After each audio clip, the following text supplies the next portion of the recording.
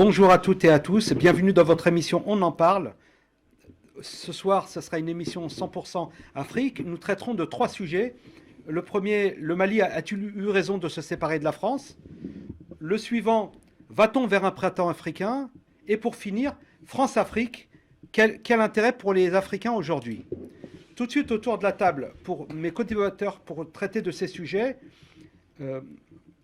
Thiambel Gimbaraya, bonjour. Bonjour. Vous êtes journaliste, correspondant à La Voix du Mali.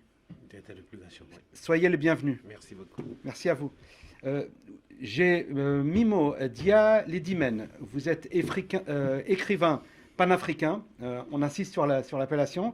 Et vous êtes informaticien. D'ailleurs, vous avez écrit un ouvrage qui traite de l'Afrique, dont le titre est L'Afrique humiliée. Merci à vous. Bonjour. Et pour finir, nous avons avec nous Emmanuel Dupuis, président de l'IPSE, Institut Prospective et Sécurité en Europe. Vous êtes également enseignant à l'Université catholique de Lille. Bonjour. Soyez le bienvenu. C'est un plaisir. Merci à vous. Premier sujet, tout de suite la vidéo. L'ambassadeur de France, Joël Meyer, n'est pas déclaré persona non grata. À la télévision d'État, le ministre malien des Affaires étrangères justifie la décision de Bamako. L'ambassadeur français doit quitter le territoire dans les 72 heures. En cause les propos tenus par Jean-Yves Le Drian, jugé hostile. La France est le seul pays dans cette posture d'attaque directe contre la légalité et la légitimité des autorités de la transition. Ce que nous avons souhaité en demandant le départ de l'ambassadeur, c'est qu'il puisse, en attendant que les autorités françaises clarifient leur position ou leur appréciation par rapport aux autorités de la transition, qu'ils puissent quitter le territoire national. Selon le Mali, la balle est dans le camp français. Ce qui est sûr, c'est que la tension couvait depuis plusieurs mois. Depuis 2013, la France s'est engagée militairement contre les djihadistes au Mali et au Sahel. En août 2020, le divorce entre les deux pays s'amorce lorsque les militaires prennent le pouvoir. Pour renforcer leur emprise, ils réitèrent moins d'1 an plus tard. Pour la France, c'est un coup dur, car elle est le principal artisan d'une coalition militaire européenne. Sur place, la force Takuba. C'est la junte qui est illégitime. Ce sont les colonels qui ont pris le pouvoir et qui ont fait un double coup d'État depuis août 2020, qui est illégitime et qui refuse le suffrage universel, qui refuse la vérification démocratique. La semaine dernière, c'est le retrait forcé du contingent danois sur ordre des Maliens qui avait tendu Paris et les Européens. L'expulsion de l'ambassadeur de France en est la dernière illustration. Le chef de la diplomatie de l'Union européenne, Josep Borrell, a qualifié la décision de demande injustifiée qui ne pourra qu'isoler un peu plus le Mali. Alors nous avons eu Jean-Yves Le Drian à l'image qui avait critiqué la posture des autorités maliennes de la transition. Et je le cite, j'ouvre les guillemets, « Cette junte est illégitime et prend des mesures irresponsables ». Son homologue malien avait répliqué en estimant inacceptables ces insultes et ces propos empreints de mépris. Thiambel Gimbaraya, vous qui êtes journaliste, correspondant à La Voix du Mali, vous trouvez que ces propos sont inacceptables? Oui, inacceptable dans le fond et dans la forme. Il faut reconnaître que M. Jean-Yves Le Drian manie quand même la langue de Molière. Ces propos ne passent pas à Bamako. Ça ne passe pas parce qu'il faut être un peu l'orgueil du Malien. En France et sur d'autres choses, ça aurait été compris comme une taquine politique et puis rentrer dans l'ordre et avoir...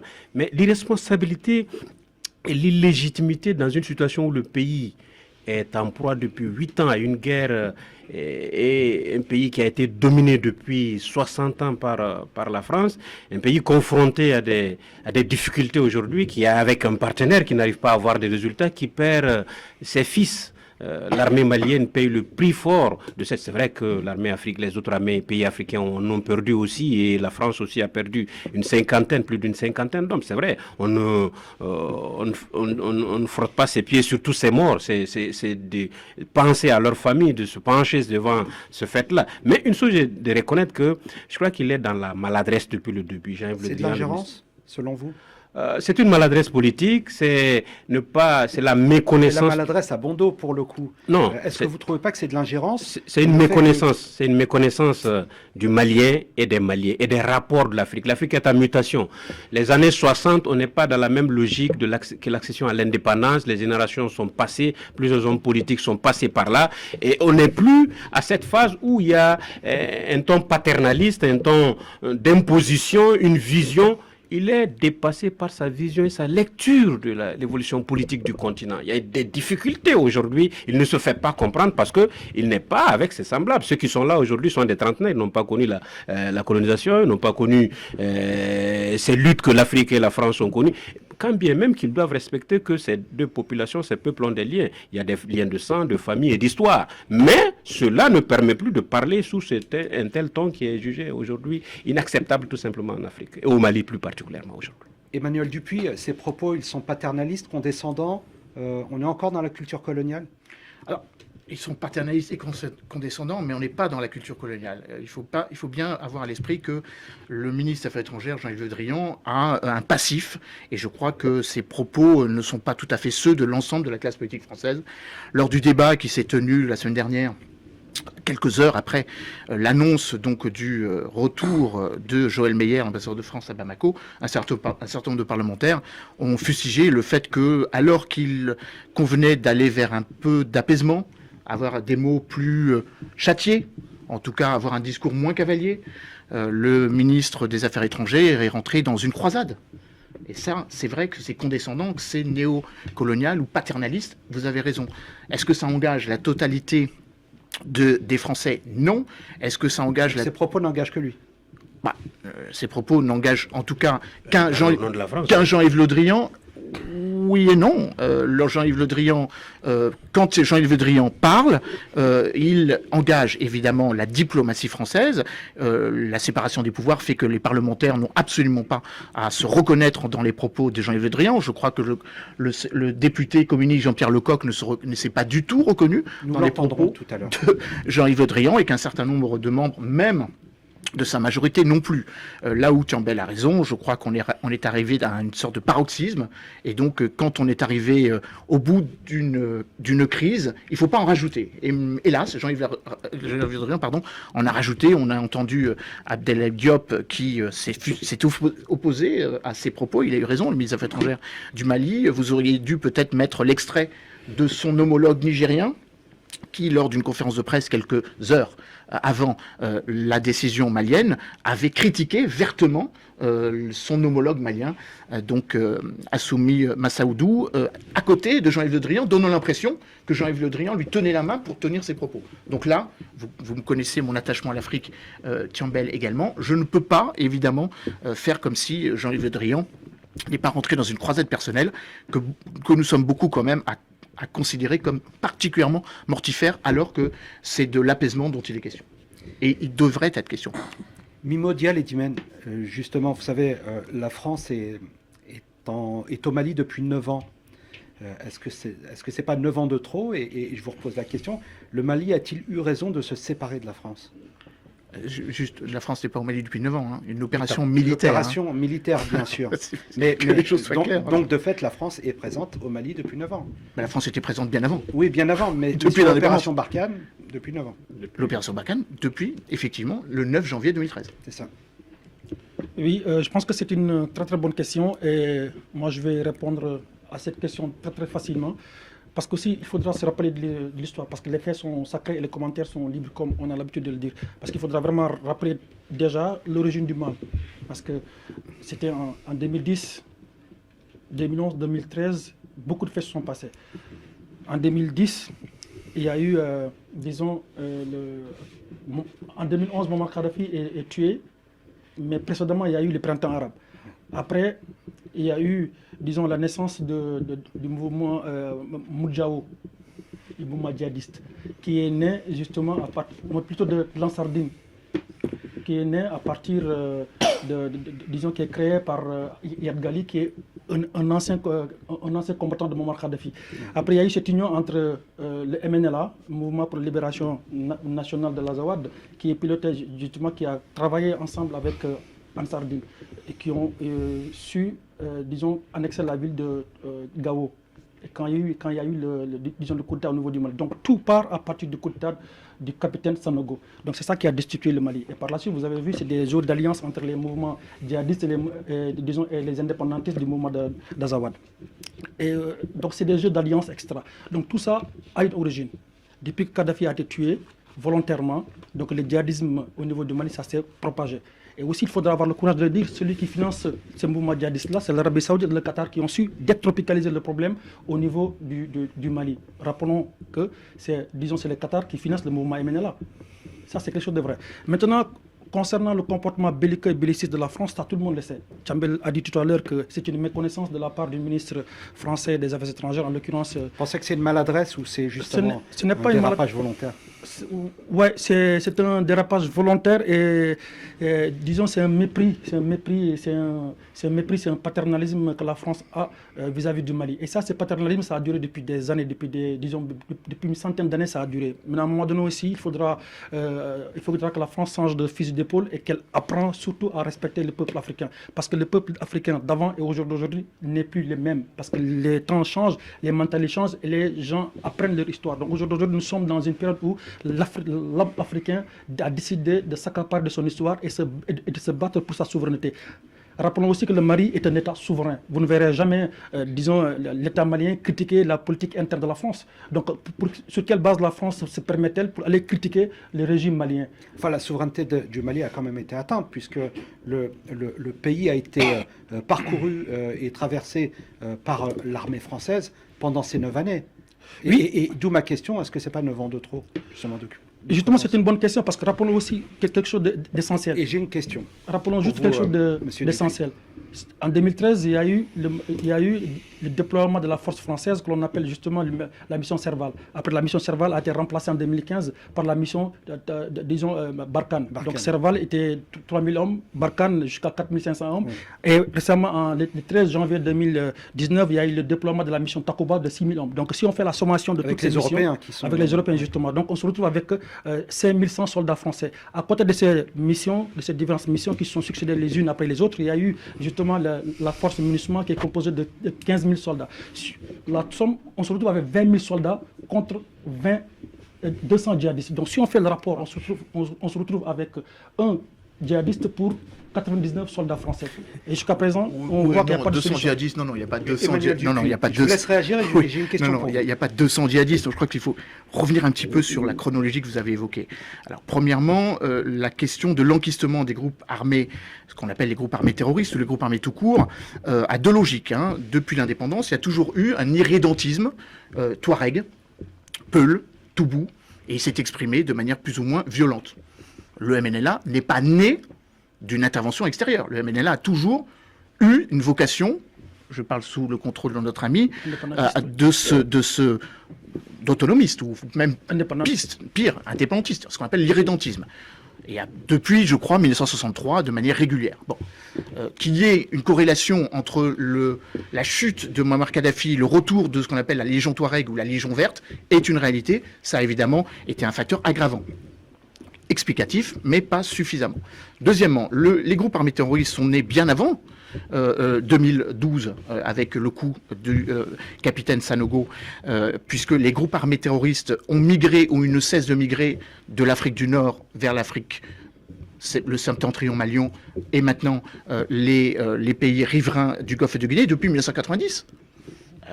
Le groupe salafiste de prédication et de combat en Algérie, les groupes islamiques armés en Algérie, les premiers attentats qui ont touché Casablanca en 1999, 2004, Djerba en 2004 également. Donc il y a eu une sorte de migration de ces groupes armés qui maintenant sont venus effectivement perturber l'ordre établi, avec un autre phénomène, une corrélation entre les groupes armés terroristes à vocation salafiste, les identités, les groupes qui se sont radicalisés.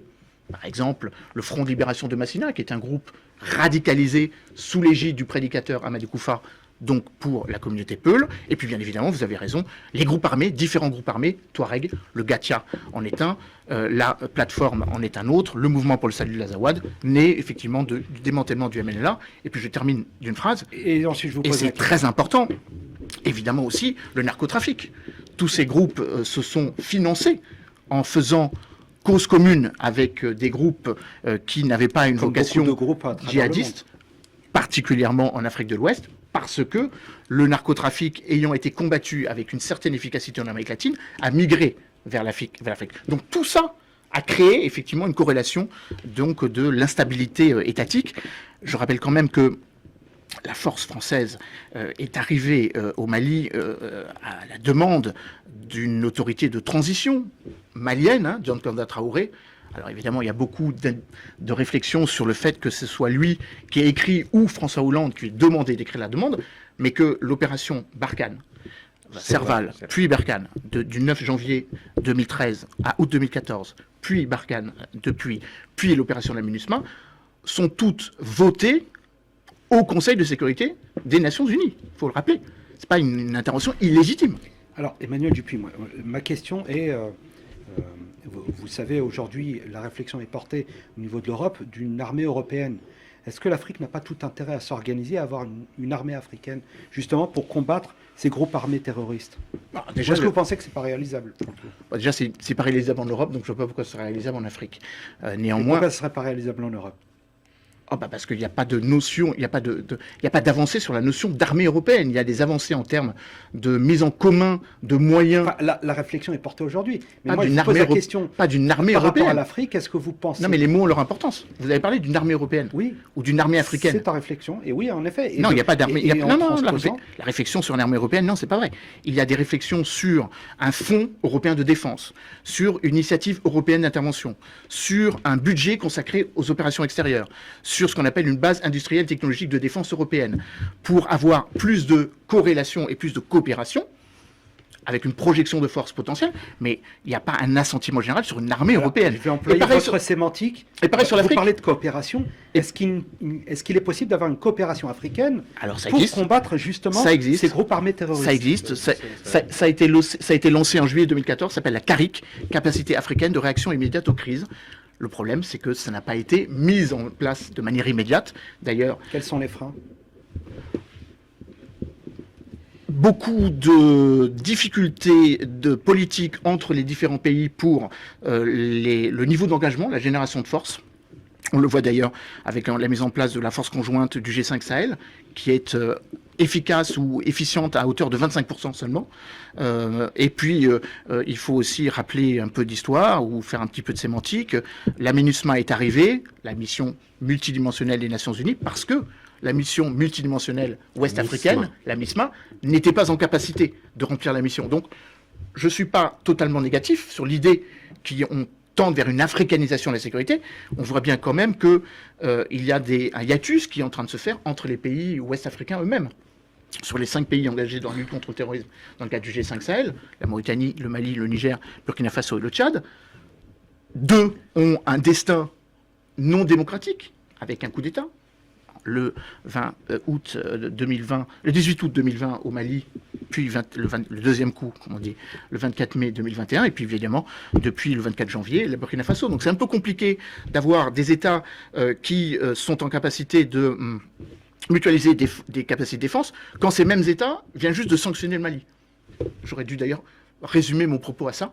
On est très loin d'une communautarisation en matière de défense, puisque des pays frères, des pays voisins qui appartiennent à la même communauté économique, depuis 1975, sont en train d'asphyxier un peuple, le peuple malien, le peuple guinéen et le peuple burkinabé. Pour revenir justement sur cette défense, et là je m'adresse à vous, chers collègues, qui êtes journaliste à La Voix du Mali, correspondant, je rappelle, en France, je vais vous lire un article d'un journal que vous connaissez certainement, qui est l'Aube, qui est un journal malien, qui dit, j'ouvre les guillemets, depuis la récente signature historique des accords de coopération de défense de nouvelle génération entre le Mali et la Russie, des progrès substantiels sont constatables sur le terrain. Pointe le quotidien malien. L'armée malienne dispose de renseignements en temps réel sur les mouvements des troupes sur son territoire avec une précision d'image au millimètre près grâce aux satellites militaires russes qui lui sont couverts 24 heures sur 24 sur toute la zone sahélienne. Ce qui n'était pas le cas avec les Français, notre journal. Conséquence, une série sans précédent de victoires militaires sur l'ensemble des groupes terroristes sur le terrain. Vous pensez que la Russie aujourd'hui est un meilleur partenaire que la France sur le Mali?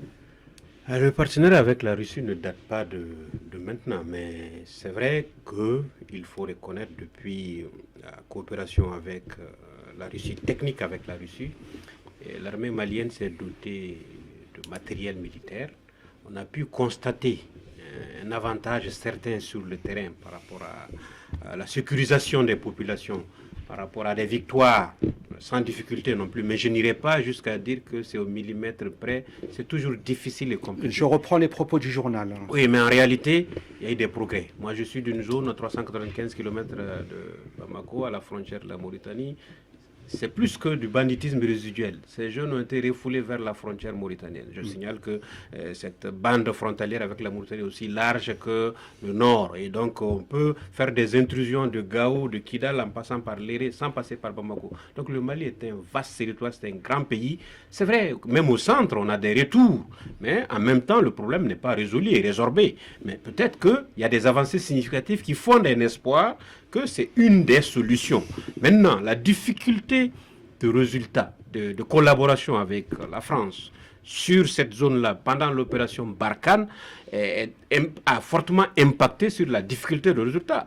Le manque de résultats, nous avons une part de responsabilité du Mali là-dedans, il ne faut pas se voiler la face, mais il y a une part aussi qui incombe à la communauté internationale et surtout de la MINUSMA jusqu'à la force Barkhane, jusqu'à l'Europe qui forme aussi des contingents maliens qui sont susceptibles de monter. Et il y a une responsabilité partagée et chacun n'a qu'à tirer les leçons de son engagement et de son échec là-dedans. Et ce sont les populations maliennes, ce sont les 20 millions de Maliens quand même qui vivent cette situation. C'est pourquoi le Mali a décidé de diversifier sa coopération avec la Russie. Mais cette diversification de la coopération malienne ne doit pas se faire au détriment de la coopération, de la collaboration avec ni les pays voisins dans le champ du G5, ni l'Occident, ni la France qui est partie prenante, si elle est venue pour aider le Mali, si elle doit continuer à aider le Mali. Mais ça doit se faire aux conditions des Maliens et pourvu que cette difficulté sécuritaire soit résorbée pour toujours et que les Maliens retrouvent enfin la tranquillité tant souhaité. C'est en tout cas le constat. Très bien. Mimé Lidimen, tout à l'heure je vous parlais de Le Drian et son supposé dérapage contrôlé. Je rappelle le titre de votre livre, L'Afrique humiliée. Un président a dit un jour, lors d'un discours en Afrique, que l'Africain n'était pas assez entré dans l'histoire.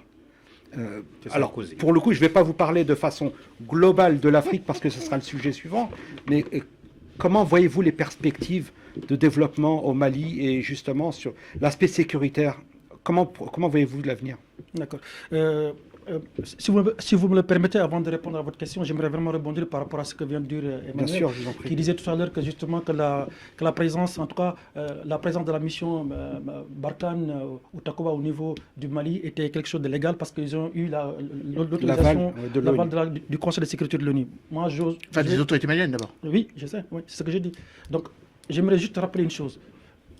Il y a eu, en 2010, la résolution 1973 qui avait autorisé Nicolas Sarkozy et Tony Blair, parce que c'était les deux personnes les plus impliquées dans le cadre de la décision du régime de Muammar Kadhafi, qui avait demandé à ce qu'il y ait, disons, pour que les chars qui étaient dans la ville de Benghazi puissent être, de Kadhafi puissent être retirés pour éviter que justement que Kadhafi ne tue la population de Benghazi. Donc l'ONU a été très claire dans sa résolution 1973.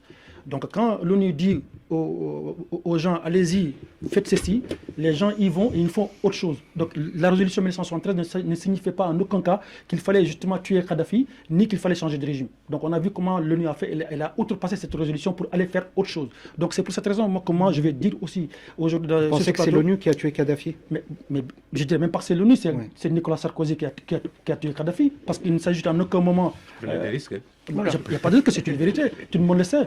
Parce que si l'ONU leur dit, allez-y, faites ceci, ils y vont, ils font autre chose. Donc ça veut dire qu'ils ont outrepassé la résolution de l'ONU, appelant un chat par un chat. Deuxième chose, la résolution 2392, disons qui a autorisé, comme le ministre Lédian l'avait dit, qui avait autorisé à chaque fois qu'on puisse faire le renouvellement de déploiement, en tout cas l'autorisation pour que la force Barkhane soit présente au niveau du Mali. Mais quand vous faites voter des résolutions, mais au moins faites impliquer aux gens, à la population. Est-ce que la population malienne aujourd'hui soutient la présence française dans tous les pays, toutes les régions du Mali? On a vu que la population est hostile à la présence française parce que justement les Français n'ont pas été à la hauteur justement de combattre ce djihadisme-là. Et je vais dire ceci. La Deuxième Guerre mondiale, elle a duré 6 ans, 1939-1945. En 6 ans, on a su défaire le régime totalitaire d'Adolf Hitler, qui avait beaucoup plus de moyens matériels et humains pour pouvoir, disons, résister. Donc s'il y a eu cette volonté-là, pourquoi on ne peut pas avoir cette volonté pour défaire ce mouvement djihadiste que je dis, il n'y a pas plus de 200 djihadistes parce que tous les jours, le nombre de djihadistes reste toujours le même, le nombre de soldats français augmente, le nombre de populations tuées augmente. Donc la vraie présence de la France au niveau du Mali, ce n'est pas pour, disons, combattre le djihadisme qu'elle-même a fabriqué sous la bénédiction, sous la baraka de l'Arabie Saoudite et le Qatar. Donc à un moment donné aussi, il faudra dire stop. Donc l'État malien est un État souverain qui a le droit de signer des partenariats avec n'importe quel pays, avec n'importe quel mercenaire. Et comme j'ai l'habitude de le dire, en tout cas, nous, ce qui est sûr et certain, s'il faudrait faire 40 000 coups d'État en Afrique, ben nous allons faire 40 000 et un coups d'État. Tant que la France continue justement à déposer chez nous des présidents pantins, des présidents marionnettes, qui, au lieu d'aider leur pays, se permettent tout simplement à répondre à la volonté de la France, qui aujourd'hui ne remplit pas son rôle. C'est pour cette raison que le colonel Assimi Goïta, qui a aujourd'hui le soutien de tout le peuple malien, a bien fait de renvoyer l'ambassadeur du Mali, qui est un ambassadeur qui ne remplit pas véritablement, l'ambassadeur de France, du moins, c'est autant pour moi, qui ne remplit pas sa mission.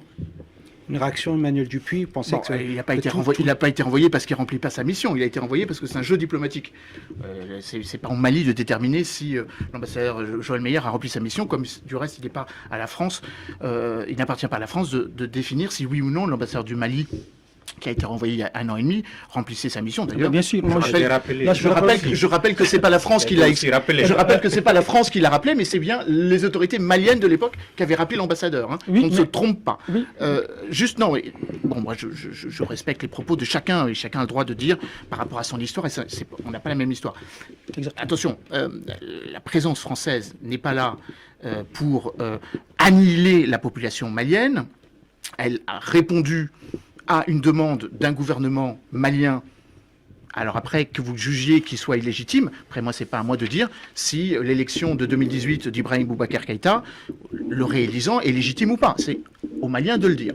Mais enfin, il m'a semblé quand même que Ibrahim Boubacar Keïta n'ait pas remis en cause la présence française. Comme il m'a semblé aussi que Assimi Goïta ou certains colonels que j'ai eu l'occasion de rencontrer à Bamako n'ont pas fait un coup d'État contre la France. Ils ont fait un coup d'État parce que, malgré l'augmentation par 4 du budget de la défense, qui est passé à 500 millions de dollars, avec une partie conséquente du budget malien, près de 20% consacré à la sécurité et à la défense, ils ne voyaient pas arriver les matériels dont ils avaient besoin pour lutter contre les groupes armés djihadistes. Ça donnerait l'impression qu'il n'y a que la France qui lutterait contre les armées djihadistes et que les Maliens n'ont pas le droit de le faire. Les Maliens le faisaient aussi. Donc, d'un beau, pour que les choses soient claires, Assimi Goïta n'a pas fait un coup d'État contre la France. Il a fait un coup d'État contre un régime politique, des responsables politiques qui estimaient ne pas remplir la mission, c'est-à-dire régalienne d'un État, la protection de la population, la souveraineté nationale et la lutte contre les groupes armés djihadistes. D'une phrase pour résumer. S'il n'y avait pas eu la crise avec les propos de Jean-Yves Le Drian, on n'en serait sans doute pas là, mais ce sont bien les propos de Jean-Yves Le Drian qui ont provoqué cette crise.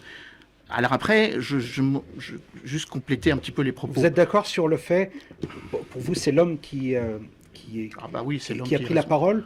C'est l'homme qui est un petit peu responsable. C'est l'État français à travers Le Drian. Non, mais l'État français, ça veut rien dire. L'État français, ça veut rien dire. La représentation nationale n'est pas obligée de valider les propositions. C'est ce qu'on appelle l'opposition. C'est ce qu'on appelle l'opposition. Elle s'est exprimée. J'espère que vous allez entendre Jean-Pierre Lecoq. D'une phrase, par contre, sur les accords de défense. Ça, je suis tout à fait d'accord. Le Mali est tout à fait souverain de signer autant d'accords de défense avec qui elle veut. Et je crois que nous aurions dû, à ce moment-là, au moment où ça s'est fait, en juin 2019, Thiambel a raison de rappeler qu'il y a eu un passé bien plus antérieur que cela, dès l'indépendance avec le président Keïta, évidemment, mais le dernier accord de défense, c'est juin 2019. La Russie, d'ailleurs, a signé des accords de défense avec d'autres pays où il y a des troupes françaises. Le dernier étant la Mauritanie l'été dernier. Donc c'est pas antinomique d'avoir des accords de défense avec la France et des accords de défense avec la Russie. Par contre, là encore une fois, la responsabilité, une sorte de schizophrénie à focaliser sur Wagner, me semble aussi une erreur. Parce que si on n'est pas d'accord Alors précisez avec ce qu'est le groupe la société Wagner. militaire privée Wagner, qui aurait, pour l'instant ce n'est pas validé, Selon la France. selon la Mais France, c'est Des mercenaires. Des mercenaires, Les Maliens disent, parlent de coopérants. Mais la France aussi a des mercenaires. non, Mais la- les mais coopérants, je c'est peux pas autre répondre chose. par rapport à... Les Ethniques russes. Non, les coopérants, c'est pas vrai. Il y a effectivement des coopérants qui sont venus suite à la prise en charge des 4 hélicoptères Mi-17 qui ont été achetés par le Mali. Et d'une phrase de Mali a tout à fait raison et tout à fait le droit de les acheter. Personne ne récuse cela. Là, effectivement, il y a des coopérants russes, mais à côté des coopérants russes, il y a effectivement des sous-traitants. Mais encore une fois, moi, je suis pas... j'ai pas à être hostile ou valider le principe de la sous-traitance. Les Américains l'ont fait, les Britanniques le font. Il n'y a que la France qui ne le fait pas parce qu'il y a une loi qui l'interdit depuis 2003. Mimo Dialedimen, vous vouliez réagir? Oui, moi je ne suis pas totalement d'accord avec les propos d'Emmanuel quand il dit que, justement, quand il dit tout à l'heure qu'en fait, que Assimi Sur les Goïta, mercenaires. voilà, en fait, Assimi Goïta n'a pas fait le coup d'État contre les Français. Évidemment, Assimi Goïta a fait un coup d'État au niveau du Mali parce que tout simplement, Ibrahim Boubacar Keïta, qui est un feu Ibrahim Boubacar Keïta, n'était qu'un laquais, un répondant de la France. Et ça, c'est une vérité. Pourquoi je le dis? À ce moment-là, il ne fallait pas les lire. parce que Que les Maliens ne les lisent pas. Vous avez dit tout à l'heure Oui, que les Maliens sont hostiles à la France. Alors pourquoi est-ce qu'ils ont réélu Ibrahim Boubacar Keïta, qui est supposé être l'homme de la France? C'est contradictoire. Non, c'est pas contradictoire, je vous explique si vous me laissez Oui, je vous écoute. je le faire justement. Rappelons une chose. Le Mali avait commandé des armes pour se défendre. Parce À que qui? À la France. À la France. La France. Quelles armes le Mali a commandé à la France? En 2015, le Mali a commandé des armes pour se défendre. La France avait livré les armes et les armes étaient arrivées au port d'Abidjan, de Dakar et de Conakry. Donc c'est la France qui finalement a regretté, a dit à l'État malien, plutôt à ces 3 pays, de ne plus livrer les armes. Parce qu'il disait justement que le fait que le Mali n'a pas, en fait, que son armée n'est pas si développée, il se peut que quand les armes arrivent, ils n'arrivent pas, disons, Vous auriez peur qu'elles voilà. tombent dans d'autres mains, c'est ça? En fait, qu'ils ne puissent pas avoir le contrôle de ces armes-là. D'accord. Et ça, c'est des choses qui sont vraiment, qui existent. Donc, à un moment donné aussi, quand le Mali décide de prendre des armes, de se défendre, mais au nom de quoi la France demande à Macky Sall et aux autres pantins, justement, de refuser de livrer ses armes. Secondo, le peuple malien a dit qu'il ne voulait pas d'Ibrahim Boubacar Keïta parce que justement Ibrahim Boubacar Keïta ne réagissait pas par rapport à la volonté du peuple malien. C'est quoi la volonté du peuple malien? C'est-à-dire plus de sécurité, plus de lutte contre le djihadisme. Évidemment, le président Dioncounda Traoré, il avait sollicité la France, mais en aucun moment il s'agissait qu'il y ait une opération terrestre. C'était bien dit, c'est une surveillance aérienne. Mais au nom de quoi la France se permet-elle justement d'agir sur le sol disons, français, alors que c'était bien écrit noir sur blanc, une sollicitation d'une surveillance aérienne. Mais la France, selon vous, n'a pas intervenu avec l'accord de l'État malien Mais bien sûr que si. et du président Keïta. Ils ont intervenu, mais en fait, au niveau de la lettre de Dioncounda Traoré, il avait dit tout simplement que justement que le Mali est mort si vous n'intervenez pas. Donc la France a dit tout simplement, dans l'accord qu'ils ont signé, c'était un déploiement, une sorte de surveillance aérienne. Mais en aucun moment il s'agissait de faire descendre les soldats français au niveau du Mali. Et deuxième, je vais chuter sur ça justement, sur les accords d'Alger, ça on n'en parle pas. Pourquoi Assimi Goïta a refusé à ce que, justement, a fait ce côté? Parce que les accords d'Alger disent tout simplement que toute région du Mali, que ce soit Tombouctou, Kidal, Gao, qui a envie de prendre son indépendance, eh bien alors, elle peut alors prendre son indépendance. Donc c'est pour cette raison, et même la constitution malienne l'interdit. Donc la constitution, disons, c'est comme une sorte de Bible ou de Coran d'une nation. Donc la constitution malienne n'autorise pas forcément, disons, à ce qu'il y ait, disons, la partition du pays. Donc Assimi Goïta, du pays, ouais. Exactement. Donc Assimi Goïta, il a très bien fait excusez-moi le terme, de dégager Ibrahim Boubacar Keïta, qui a osé signer ces accords d'Alger en 3 phases ou en 4 phases. Heureusement qu'il l'a fait d'ailleurs, parce qu'aujourd'hui, s'il ne l'avait pas fait, donc ces accords sont illégitimes selon la Constitution. Sont illégitimes parce que la Constitution malienne ne les reconnaît pas. D'accord. Oui, j'aimerais quand même intervenir par rapport au régime d'Ibrahim Boubacar Keïta, à la gestion, à l'historique un peu de cette... C'est vrai que ça fait débat, ça fait débat par rapport à requête du Mali à la France pour demander un appui aérien, l'original de la lettre, c'était un détail. En réalité, le Mali était en difficulté à solliciter un pays frère et ami comme la France. Et on a une dette de sang avec la France. Nous sommes venus se battre dans le lot des tirailleurs pour libérer la France. Si la France vient nous aider dans un combat et que ce soit un Damien Boité qui tombe, comme ce fut le cas, ce n'est que l'ordre normal et juste des choses. Maintenant, passons ce détail. Par contre, par rapport à Ibrahim Boubacar Keïta, c'est là où je ne suis pas d'accord avec vous. Il a fait ce qu'il pouvait. Ibrahim Boubacar Keïta a été élu. Et moi, en son temps, j'ai défendu le Mali parce que c'est lui qui incarnait. Et c'est Ibrahim Boubacar Keïta a eu comme ministre, l'actuel Premier ministre. Il a eu comme chef des forces spéciales, l'actuel président de la République. Il a eu tous ces hommes ces colonels qui sont au pouvoir aujourd'hui à Bamako. Il les a eu au sein de cette armée à qui il a donné une image, une responsabilité, à qui il a réarmé moralement, physiquement pour revenir. C'est un bilan. On ne va pas faire son bilan. Il est parti, il n'est plus là. Il a fait ce qu'il pouvait pour son pays. Sa politique n'est pas parfaite. Mais il n'a pas réussi tout ce qu'il voulait faire. Il a très mal fait. Soit il ne l'a pas réussi comme tous les régimes qui se sont succédés. Oui, il a très mal fait. Quand son enfant justement se permet justement de détourner l'argent public des Maliens et de s'offrir des jeunes filles dans des yachts, quand même, c'est trop bas. Ouais, le détournement est condamnable. Voilà. C'est un crime et on laisse à la justice. Jusqu'à preuve du contraire, il n'y a pas de dossier devant la justice malienne par rapport à cela. Mais je crois que la lutte contre la corruption est sérieuse. Hein, et elle ne concerne pas que ceux qui... Pas du tout, Tchambel. Dans la ville de Gao, je rappelle, il y a un quartier qu'on appelle Cocaine City. Ibrahim Boubacar Keïta savait très bien l'existence de ce quartier-là et qui a été piloté par son propre ministre. Oui, ça date.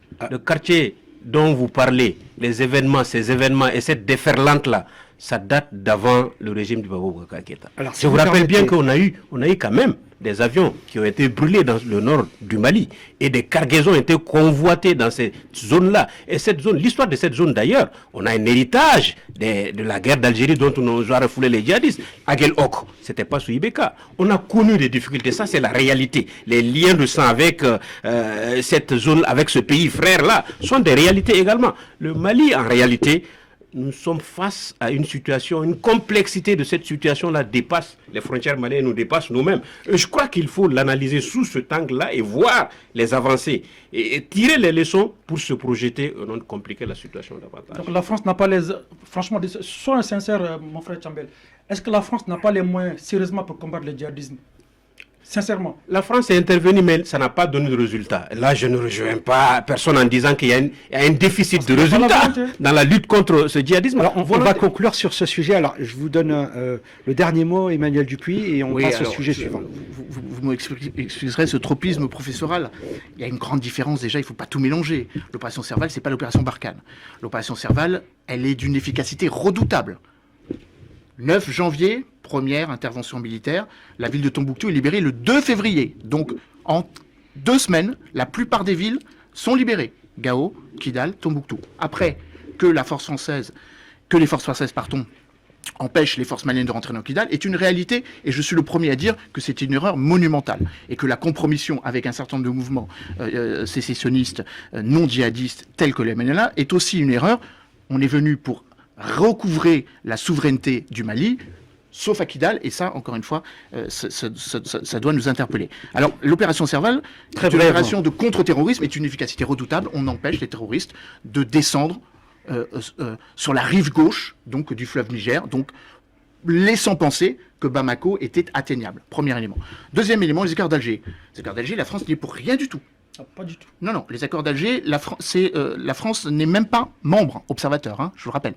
C'est l'Union africaine, c'est la CEDEAO, et c'est sous l'égide. Mais c'est la France le patron de la CEDEAO. Non, c'est l'Algérie. La CEDEAO, ça appartient à la France. Bon, d'accord. Observateur des accords d'Alger. Non. On est juste observateur là. Observateur. Le parrainage des accords d'Alger, c'est l'Algérie. Premièrement. Pourquoi la France est observateur, puisqu'elle n'est pas sur le continent africain pour le coup? Comment ça, il n'est pas sur le continent africain? Mais être observateur. Pourquoi le Mali n'est pas observateur Non, mais le Mali est partie prenante. Pourquoi le Mali n'est pas observateur quand... Non, mais attendez, les accords d'Alger... de Koulibaly, je sais pas, quand les djihadistes ont tapé Bataclan, pourquoi le Mali n'est pas observateur? On va pas tout mélanger, attendez. Les accords d'Alger, c'est un accord sous l'égide de l'Union africaine, feu regretter notre ami Pierre Buyoya qui a porté ces accords, sous l'égide et sous le parrainage de l'Algérie, qui a permis de faciliter le dialogue entre des mouvements rebelles et le gouvernement central. Qui finance l'Union Mais non, africaine? mais vous mélangez tout. Enfin, Non, je- On va passer, qui si vous finance permettez, l'Union- on va J'en passer ai au- aucune idée qui finance l'Union africaine. La Alors- Chine, sans doute. Non, pas la Chine. C'est Bah oui. c'est l'Union Alors, européenne on a qui affaire à des personnes passionnées par le sujet et il l'est. Mais si vous permettez, on va passer au sujet suivant, à savoir, On n'écoute va-t-on pas les vers un députés. printemps C'est africain? dommage de ne pas écouter le député Lecoq. Hein. Est-ce qu'on peut le passer pour le Ça coup? mérite. Je demande à la régie. Ça mérite qu'on écoute parce que vos C'est téléspectateurs. bon? Eh bien, la régie me dit qu'elle peut Ah oui, passer. très bien, parce que les téléspectateurs ont l'impression qu'il n'y a que Jean-Yves Le Drian qui s'exprime sur le Mali. Non, écoutons le bon député Lecoq. Guinée, Mali, Burkina Faso, les changements de régime dans le Sahel vous obligent à modifier radicalement votre politique dans la zone. Au Mali et au Burkina Faso, les coups d'État militaires semblent moins contestés que la présence française. Certains pensent même que la prise de pouvoir par les militaires est un gage de retour à la souveraineté. Entendez-le. Les sanctions de la CEDEAO contre le Mali ont été vécues comme ayant été pilotées par la France. Or, elles vont appauvrir les Maliens et les peuples aux alentours. Ça aussi, vous devez l'entendre. Le résultat de votre obstination, c'est que notre ambassadeur a été expulsé du Mali. Les peuples du Sahel veulent se libérer d'un lien de subordination avec la France. Est-il monétaire? Est-il économique ou militaire? Les communistes pensent que ce sont les trois à la fois. Il faut rebattre les cartes de la présence française au Sahel. Les sociétés privées de sécurité comme Wagner ne sont là que parce que la politique française sahélienne a failli. Malgré le courage de nos soldats, au Sahel, l'armée française a échoué. En conséquence, annoncez un plan de retrait de nos troupes avec un agenda concerté. Plutôt que les accords d'Alger qui vont déchirer le Mali, soutenez le désarmement de tous les groupes armés, comme proposé dans la feuille de route de Lusaka. Rendez une deuxième fois leur indépendance à ces États. Mettez fin au franc CFA et au pillage des ressources par les multinationales françaises. Faites respecter la démocratie et écoutez les peuples et pas seulement leurs dirigeants. Les communistes et toutes les organisations de progrès sur place vous le demandent.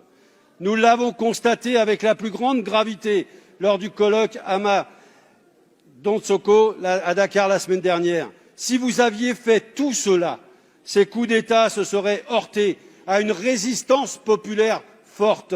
Monsieur le ministre, n'est-il pas temps d'écouter enfin les forces de progrès africaines? Alors, pour le coup, on bascule sur le deuxième sujet. Hein. On parle de l'Afrique, mais Emmanuel Dupuis, ce sont des mots qui font plaisir à entendre. Il s'agit d'un député communiste, donc qui est dans l'opposition. C'est un député français. Et on peut abonder dans son sens, même si on Peu importe, moi je ne partage pas du tout, et vous connaissez mes acquaintances politiques, ils sont très très éloignés de ce député, mais je crois qu'il a un discours de vérité, et il faut l'entendre. Moi je suis un africaniste progressiste, et je suis d'accord sur bien des choses qu'il a évoquées, sur le caractère un petit peu d'un anachronisme de notre présence au continent africain, sans doute d'une trop forte prédation d'un certain nombre d'entreprises, mais ce n'est pas le fait que d'entreprises françaises, c'est le fait d'entreprises occidentales ou d'entreprises multinationales qui sont, comme le nom l'indique, internationales. C'est vrai qu'il y a eu, et je crois que maintenant ce n'est plus possible, ce n'est plus acceptable, un pillage du continent africain. Il faut que les Africains eux-mêmes sortent donc de l'aide, soit dans une logique de co-développement, même si ce mot est aussi en débat. Je crois que le sommet Afrique-France, en fait, Mais co-développement franco-africain mais non, ou pas franco-africain. européen-africain? Parce que vous limitez la présence à la France. La France, vous savez, la France n'est le premier partenaire que de 3 pays sur le continent africain. Le Niger, le Tchad et le Niger. Le Niger, le Tchad et la Tunisie. C'est plus le cas. Les premiers partenaires sont quasiment tous des partenaires, enfin la Chine, l'Espagne pour le Maroc et l'Afrique du Sud pour les pays limitrophes à l'Afrique du Sud, notamment la Namibie, la Zambie et le Mozambique et le Zimbabwe. Donc il n'y a pas que la France. Et puis je rappelle quand même que le premier partenaire économique du continent européen n'est pas la France mais l'Allemagne. C'est le premier partenaire des pays de l'Union européenne vers le continent africain. La balance commerciale française est ridicule, 54 milliards d'euros. La balance commerciale chinoise, c'est 440 milliards d'euros. Donc arrêtons de toujours dire la France est un acteur parmi tant d'autres. Là où je suis d'accord avec le député Lecoq, c'est qu'il faut revisiter justement notre relation au regard d'une logique qui n'est plus exclusive ou n'est plus unique. Et ça, c'est assez vertueux de penser cette relation trans-méditerranéenne, euro-africaine, euro-méditerranéenne, mais pas seulement sous le seul tropisme de la France qui parlerait au nom des autres partenaires européens. Tiambel Guibaret, justement, Emmanuel Dupuy évoquait ces recettes de 55 milliards pour la France. Balance commerciale. De balance commerciale et 400 milliards pour la Chine. Est-ce que vous pensez que la France a perdu de sa superbe en Afrique, pardon? L'hégémonie française en Afrique est en recul, c'est une réalité. Maintenant, est-ce que la France aussi n'est pas en train de coloniser d'autres territoires parce qu'elle tend beaucoup plus la main à l'Afrique anglophone, ce qui n'était pas une réalité. En vrai, en Afrique de l'Ouest, les deux mamelles qui sont le Sénégal et la Côte d'Ivoire ont été des puissances, en tout cas ouest-africaines, qui ont longtemps coopéré, collaboré politiquement et économiquement liées à la France. On a le géant Nigeria maintenant, le Ghanaï, même des pays moindres, le Bissau-Guinée, on l'a vu faire le détour par Paris. Donc la France aussi se diversifie maintenant sur le continent. Maintenant, est-ce que cette approche commerciale, la politique commerciale de la France est bien perçue en Afrique? Elle ne se concilie pas en tout cas avec la politique française de l'Afrique, parce que cet héritage de l'ancienne politique française en Afrique est un héritage mal vécu et mal vu. Les générations changent, elle a du mal à penser, donc cela impacte fortement sur les relations commerciales avec le continent africain. Mais je vous repose la question, si vous permettez, et je m'excuse de vous couper, mais va-t-on vers un printemps africain? Et pour le coup, pour être justement dans ce renouvellement, est-ce que ça passe forcément par le rejet de la France? C'est une belle métaphore, le printemps. On a connu, moi en 91, j'étais dans les rues quand on a connu la perestroïka, le vent d'Est, ces changements, ces bouleversements. Il faut s'en méfier un tout petit peu. C'est vrai que on a connu le printemps arabe aussi, où des régimes successivement se sont la révolution du jasmin, balayés par, depuis la Tunisie, l'immolation d'une personne. On est parti de crise en répétition. Je crois qu'il ne faut pas remettre le même modèle un peu partout. Il n'est pas transposable pour changer. C'est vrai que l'Afrique est un continent jeune. Et cette jeunesse-là, si tu ne l'occupes pas, Mimodia, il est là. Si vous ne vous occupez pas de la jeunesse, c'est la jeunesse qui va s'occuper de vous. Et les politiques africains ont du mal à prendre du recul, à voir cela. Les premières victimes sont les régimes en Afrique d'abord, ensuite le monde entier. Et cela, ça va par ricochet impacter le monde, le développement du monde. Cette jeunesse-là en Afrique, elle est là, il faut l'occuper, il faut qu'elle s'éduque. Elle est une chance pour l'Afrique, mais est-ce que l'Afrique en a conscience? Est-ce qu'on use de cette chance-là pour la porter à hauteur de souhait? Je ne le crois pas. Je crois qu'elle est en train de prendre au coup le système mondial qui a été établi, parce que l'Afrique a été considérée comme un continent où il faut aller chercher les ressources minières, les ressources minérales, les ressources premières, vider de son jus. Les jeunes partent ailleurs sur le continent, donc ils ne reviennent jamais. L'Afrique a été considérée comme ça depuis longtemps, et cette politique-là a impacté avec la démographie et puis les successions qui se sont faites. Si les politiques ne s'adaptent pas, et donc ça va prendre d'abord sur les régimes, ensuite par ricochet, le monde va se trouver emballé dans une spirale, et tout ça, à mon avis, ça ne donne pas une bonne indication, et ça remet en cause les principes qui sont là, et je crois qu'il faut une vision beaucoup plus globale, et que les Africains se prennent d'abord leur destin en main. Ils forment cette jeunesse-là, l'éduquent, l'emploi, et ensuite que les partages avec le monde se fassent dans les intérêts des deux parties, que ce ne soit pas la Chine, l'Asie ou la France qui viennent piller nos matières premières, que ce soit accompagné de transfert de technologies, comme on l'a fait avec l'Asie du Sud-Est par le temps, que la coopération interafricaine aussi se développe, et que on ait nos francs. Le CFA doit être revu avec une grande monnaie africaine adossée à l'or, aux richesses, aux matières premières, et qu'on puisse respirer un tout petit peu, résorber ce déficit-là que l'Afrique connaît aujourd'hui. C'est un début, mais pas la seule. Il y a d'autres initiatives qui veulent se juxtaposer à cela. Chacun a sa vision, mais en tout cas, le monde bouge, et si on n'y va pas avec, on risque d'être pris de court. Mimodia Lidimène, justement, les coups d'État qui se multiplient en Afrique de l'Ouest, notamment au Mali, 2 fois depuis août 2020, en Guinée en septembre 2021, ou encore au Burkina Faso le 24 mars 2022. Comment expliquer l'instabilité de la région? Et est-ce que ça ne serait pas le moment, justement... 24 janvier. Pardon Burkina, 24 janvier. 24 janvier, oui, c'est ce que je vous ai dit. Pas mars. 24 janvier. La semaine dernière. C'est ça. Non, mais t'as dit mars. Peu importe. Pardon. La semaine dernière. La semaine dernière. Comment expliquer justement l'instabilité de la région? Est-ce qu'il n'est pas temps aujourd'hui de tourner la page du colonialisme, ou enfin la tourner définitivement et passer à un autre paradigme? Moi, je pense que c'est une très bonne question. Et comme je l'avais dit au départ dans mes propos, s'il faudrait faire 40 000 et un coups d'État en Afrique, nous en ferons 40 000 plus 1. Ah non. Vous savez pourquoi? Je me justifie. Alors, il y a débat. Je vous laisse échanger. Non, je crois que je ne pense pas. Bien sûr. Non, mais il faut laisser développer. Allez, il faut laisser développer son point de vue. Tout à fait. Non, je laisse continuer. Donc, tant qu'il faudrait faire 40 000 et un coups d'État en Afrique, ben alors nous ferons 40 000 plus 1.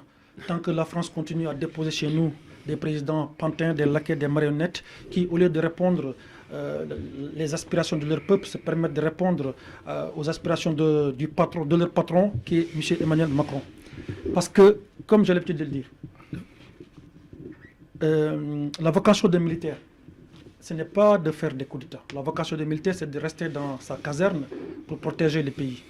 Mais à partir du moment où ceux que l'on met au pouvoir pour qu'ils justement répondent aux aspirations du pays ne le font pas, quand on a des constitutions qui sont tripatouillées tous les jours, quand on a des détournements des fonds publics, des gens qui deviennent des politiciens le lundi et le mercredi qui construisent des immeubles, tant que la corruption continue à faire, tant qu'on continue à faire signer à nos présidents laquais des contrats léoniens qui n'honorent pas le peuple, ben je pense que nous en ferons des coups d'État. Maintenant, maintenant faire des coups d'État, c'est bien beau, mais il faut qu'il y ait... C'est quoi la finalité? La finalité, c'est justement quand on fait un coup d'État, c'est comme ce que Assimi Goïta a fait, ce n'est pas un coup d'État, c'est un coup du peuple qu'il a fait.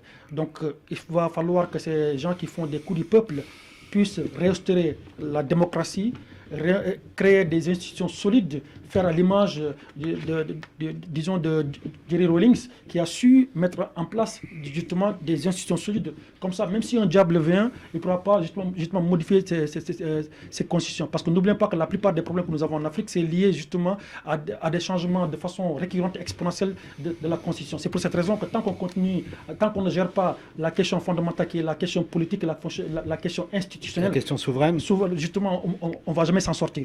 Maintenant, le but, c'est de créer une démocratie solide par le vote. Et rien que par le vote pour élire des présidents. Maintenant, il y a un point sur lequel aussi j'aimerais vraiment revenir par rapport à votre... C'est le moment, je vous en prie.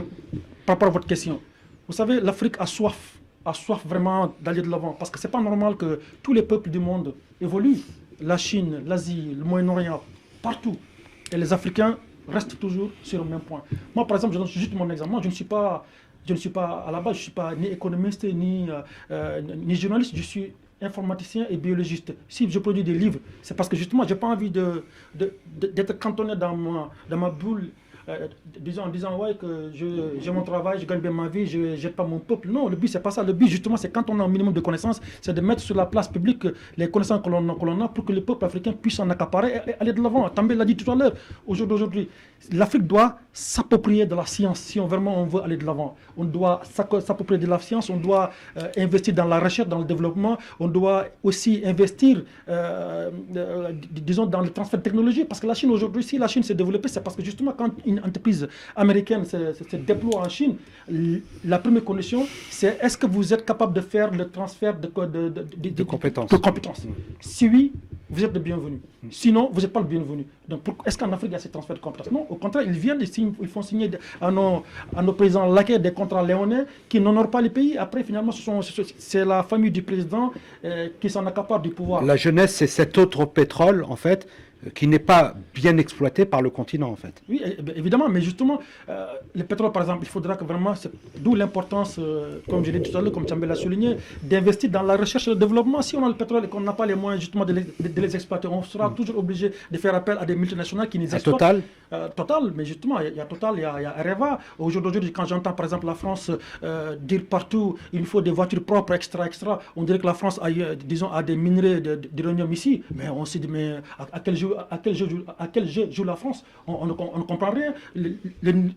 La France qui exploite, via Areva, qui exploite l'uranium du Niger, alors que même dans la même localité où l'uranium est exploité, ils n'ont pas d'électricité. Vous ne pensez pas normal? Donc si le Niger avait la possibilité justement de mettre en évidence, de valoriser son uranium, évidemment aujourd'hui on n'en parlerait pas de cette situation-là. Emmanuel Dupuis, ça vous fait réagir? On focalise beaucoup sur la France. La France est responsable de tout. Je rappelle que les troisièmes mandats, le tripatouillage des constitutions, ce sont les présidents eux-mêmes. Si le président Obiang est au pouvoir depuis 1979, c'est... Quand la France a demandé... J'allais y venir. Vous ne m'entendrez pas justifier le coup de force de Mahamat Déby. Voilà. Certainement pas. Mais par contre, soutenir les démocrates tchadiens, s'offusquant du fait qu'alors qu'on avait dit au président Déby qu'il ne fallait surtout pas concourir pour un 6e mandat, alors que nous sommes nombreux à avoir dit au président Alassane Dramane Ouattara que c'était suicidaire de concourir pour un 3e mandat, alors que nous dirons au président Macky Sall qu'il ne peut pas tripatouiller sa constitution pour briguer un 3e mandat en 2024, je rappelle juste que les choses soient claires, que c'est pas la main de la France qui décide que ces présidents veulent se maintenir au pouvoir. Si le président Paul Biya, 82 ans, est encore au pouvoir pour un 7e mandat, c'est un problème que les Camerounais doivent gérer. Et nous n'allons pas sortir le président Biya, nous n'allons pas éliminer le président Biya. Mais vous avez éliminé quand même Laurent Gbagbo.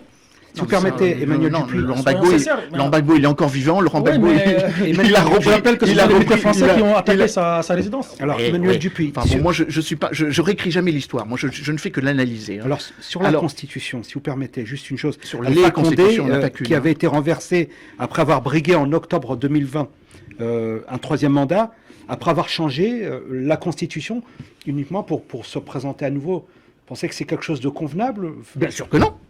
Mais attendez, moi je suis... Il faut singulariser les choses. Chaque coup d'État a une particularité, d'accord? Quand Mamadi Doumbouya prend le pouvoir en septembre, c'est justement parce qu'il n'y a pas d'autre alternative à une alternance politique qui n'existe pas. C'est pas pour chasser la France, c'est pas pour amener la Russie avec Russal pour récupérer des contrats que des sociétés israéliennes ou que Rio Tinto n'a plus, c'est pour chasser un régime qu'il estime illégitime, et je crois qu'il a raison, si vous me permettez de le dire. Quand le président Umaro Sissoko Embalo est attaqué, c'est pas par le peuple, c'est par un narcotrafiquant qui lui-même a été arrêté par la DEA, qui a fait 3 ans de prison, justement parce que le président Sissoko lutte, je crois, depuis son élection de 2019, contre la corruption. Donc, il ne faut pas dire c'est un coup. Chaque putschiste fait un coup d'État contre la France. Non, il y a une particularité, il y a une spécificité. Quand Paul-Henri Damiba prend le pouvoir la semaine dernière au Burkina Faso, il n'y a absolument rien contre la France. Par contre, il se souvient qu'à Inata, 53 de ses camarades sont tombés et que le président Roch-Marc Christian Kaboré, pourtant réélu, n'a rien fait, sauf changer le Premier ministre, Latsina Zerbo, et que rien n'a changé. C'est pas contre la France, ce coup d'État. C'est contre un régime qu'il estime illégitime. Juste une phrase sur les printemps arabes, les printemps africains. Moi, j'aimerais qu'on soit dans la logique des printemps africains, mais Tiambel l'a dit, c'était en 1991, les printemps africains. Ça fait 30 ans que ça n'a pas vraiment fructifié. Si, le coup de balai, en octobre 2014, Blaise Compaoré, qui est chassé par son peuple parce que son peuple estime qu'il est illégitime et qu'il donne trop d'importance au groupe armé, justement.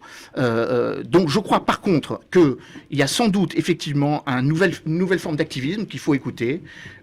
Moi je suis en relation comme beaucoup d'entre nous, mais bon, moi je suis, comment dire, un petit peu plus dans une logique de communication, une logique d'alternative ou d'alternance politique avec un certain nombre de responsables politiques africains qui ne récusent ni la France, ni la Russie, ni n'importe quel autre partenaire.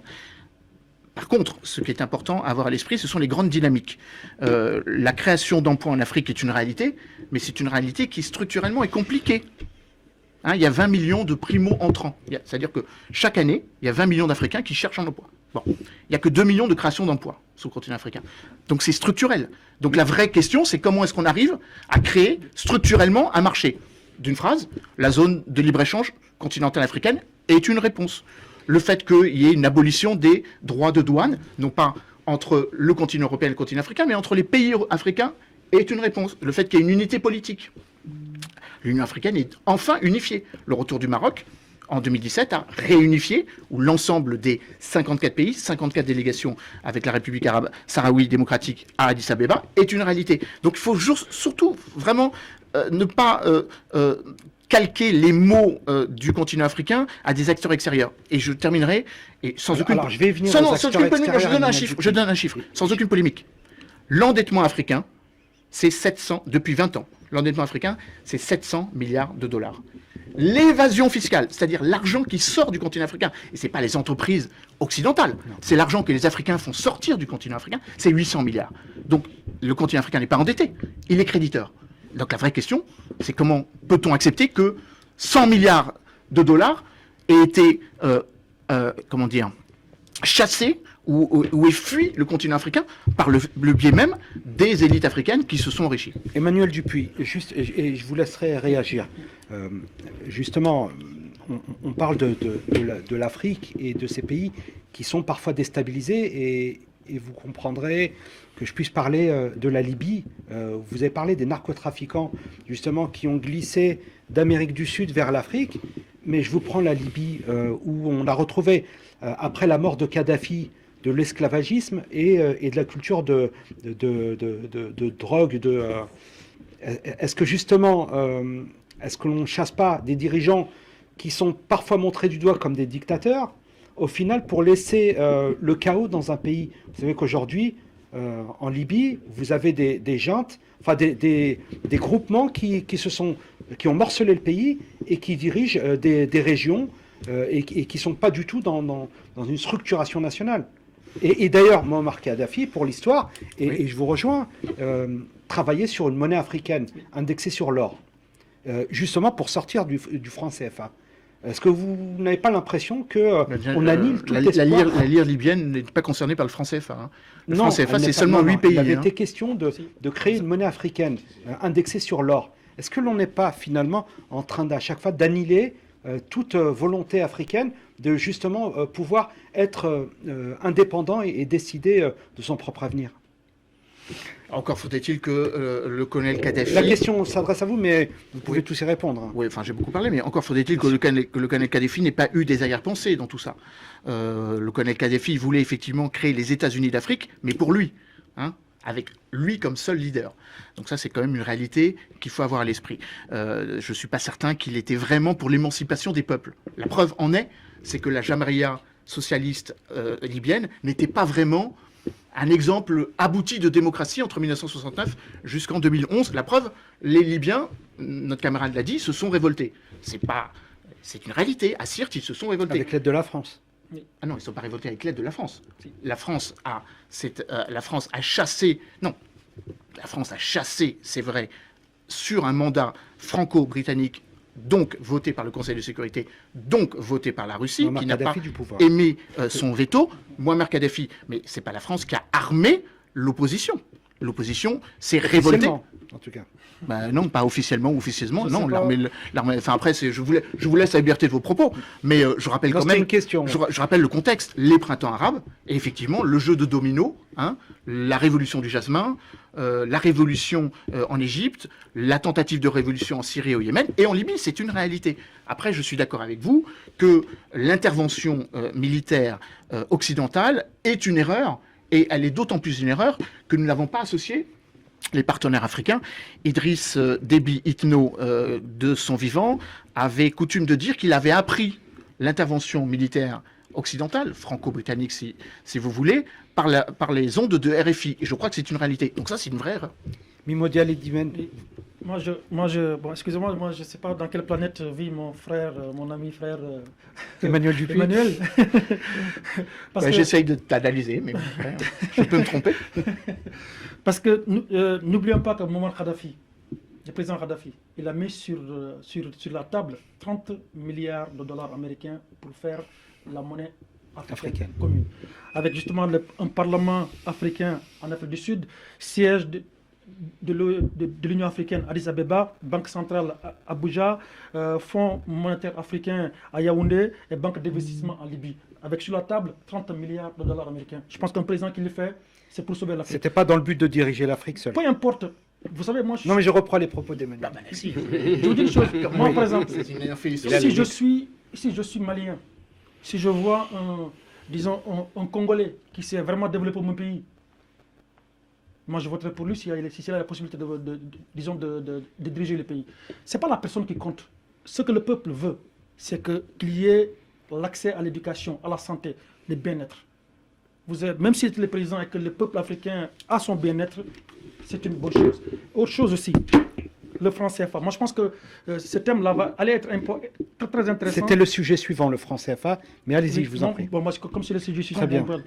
Bon, en fait, ce que je voulais dire, c'est que le printemps africain, ou plutôt ouest-africain, ne sera mieux que lorsqu'on aura aboli le franc CFA, qui est une monnaie impérialiste, qui est une monnaie colonialiste, qui empêche le peuple africain de voir sa souveraineté. Parce qu'on sait très bien qu'une monnaie, que lorsque la monnaie est très élevée, lorsque la monnaie est très élevée, les gens ont tendance à aller importer. Et quand vous importez dans d'autres pays, chez vous, vous ne produisez pas de la richesse chez vous, parce que vous ne pouvez pas créer des industries, vous avez tendance à avoir le réflexe de tout importer.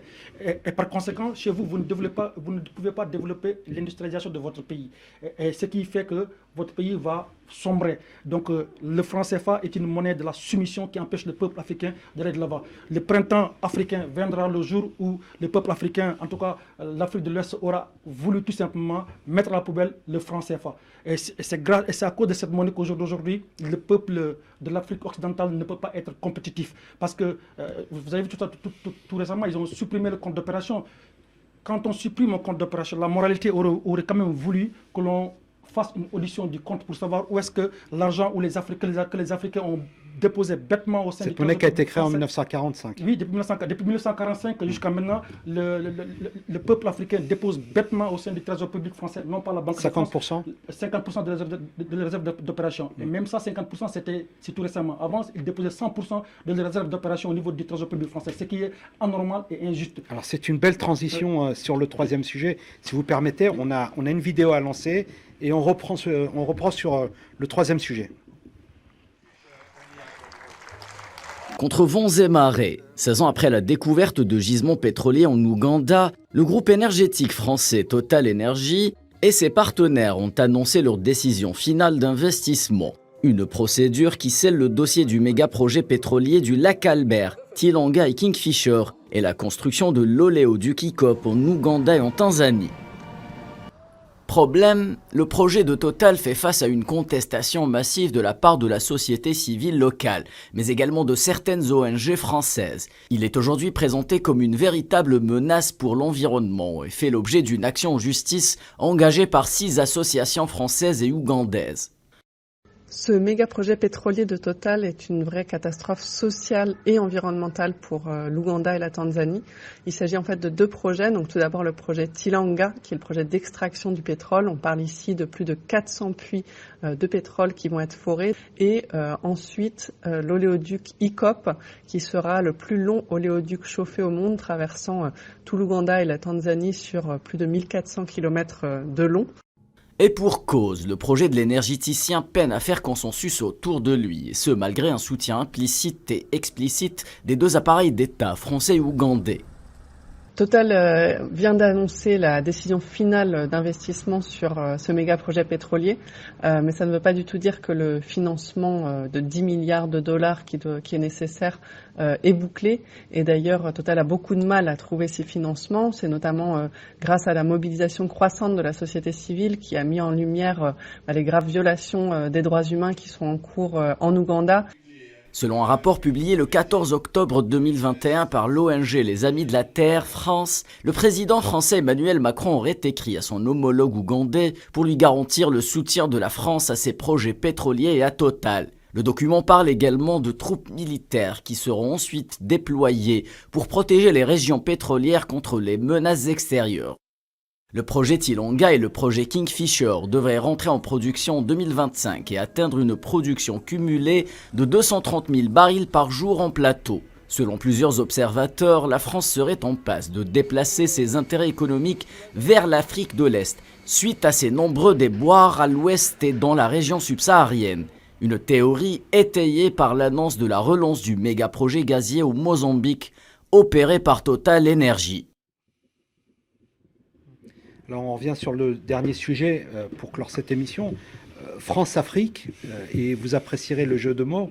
France-Afrique, pardon. Quel est l'intérêt pour les Africains aujourd'hui? Mimo Dialedimen.